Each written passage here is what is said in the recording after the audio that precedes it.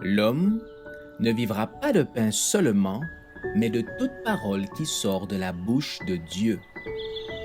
Voici votre moment de méditation quotidienne.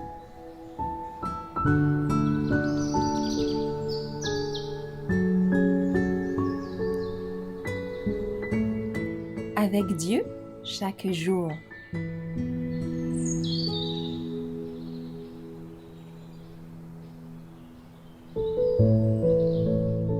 Le plus grand des hommes, le 21 novembre. Je vous le dis en vérité, parmi ceux qui sont nés de femmes, il n'y en est point paru de plus grand que Jean-Baptiste. Matthieu 11, verset 11.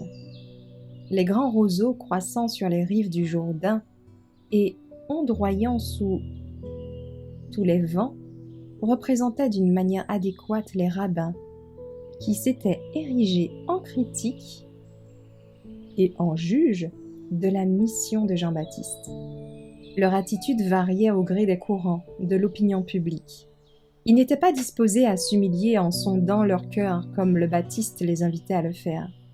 Et par crainte du peuple, ils n'osaient pas s'opposer ouvertement à son œuvre.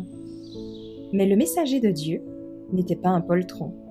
Les foules qui se rassemblaient autour du Christ avaient été témoins de l'œuvre de Jean et avaient entendu avec quelle hardiesse il censurait le péché.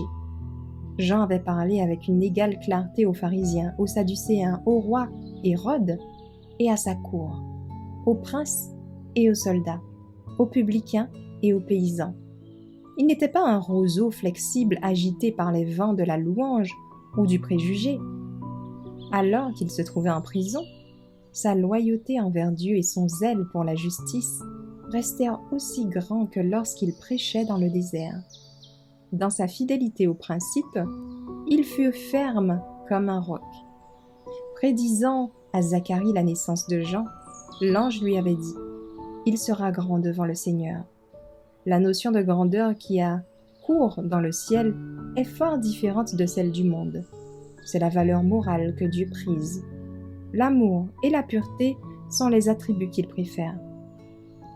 Jean fut grand devant le Seigneur, lorsque, en présence des messagers du Sanhédrin, en présence du peuple et de ses propres disciples, il s'interdit de rechercher des honneurs personnels et désigna Jésus comme étant le Messie promis.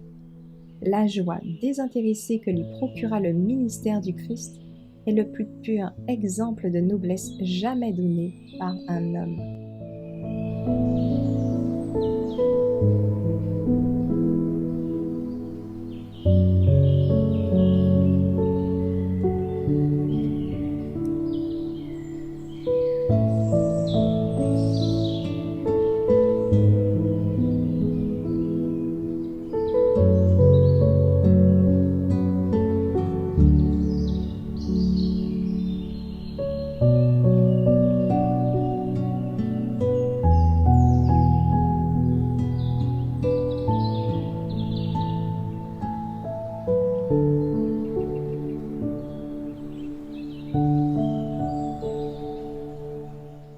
Merci d'avoir écouté cette présentation.